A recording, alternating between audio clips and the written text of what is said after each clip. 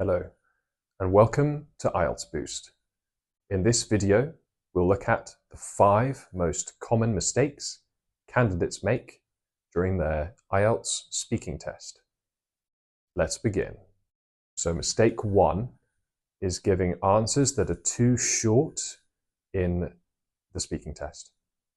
So in part 2, you need to talk for 2 minutes, but you must talk for at least 1 minute 30 seconds.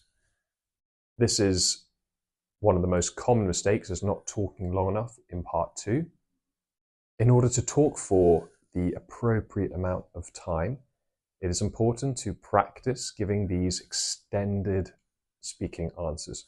So talking fluently on a topic for several minutes, so that when it comes to the test, you're adequately prepared to give a really nice answer. So remember, the examiner uses part 1 to get an initial impression for your level of English, but then they use part 2 to give you a score for each band in their head, and they'll be making notes. So part 2 is probably the most important part of the test. Part 3, they will then ask you additional questions to see if they can give you a higher band score. They give you the opportunity to use more complex sentences. And if you fluff up those answers, they may even take you down. So part 2 is where the examiner is going to give you a firm score. And then, depending on your answers in part 3, they'll move your score up and down. Okay, mistake number 2. When you go into the exam, you're full of nerves, and people react differently to their nerves. Some people end up going off topic or simply rambling without directly answering the question. So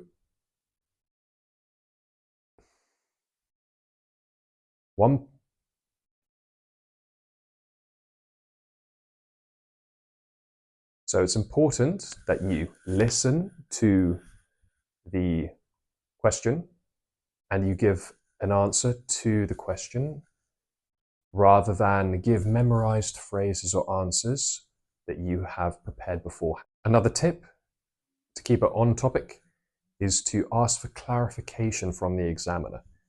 This is a useful strategy as it gives you more time to think, and it means that you're also answering the question the examiner has given you.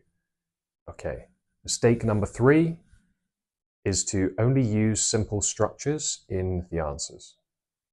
So if we look at the band scores, you can see that in order to achieve those higher band scores, you need to give more complex, use some more complex grammar. You don't want to memorize lots of stock phrases before your exam. You want to practice these many times over so that they become second nature, become automatic. So using dependent clauses, relative clauses, conditionals, all these clauses, relative clauses, conditionals, all these complex grammar points can help you achieve those higher band scores. Okay, mistake number 4 is not understanding what the examiner is assessing your speaking on. So the examiner is not becoming your friend. They're not examining the specific content of your answers per se, how well you answer. They're focusing on the actual language that you're using, on the 4 key band descriptors. So the 4 key band descriptors they're looking at are your fluency and coherence. So how well you talk, how fluently you talk without pauses, and how coherent your answers are.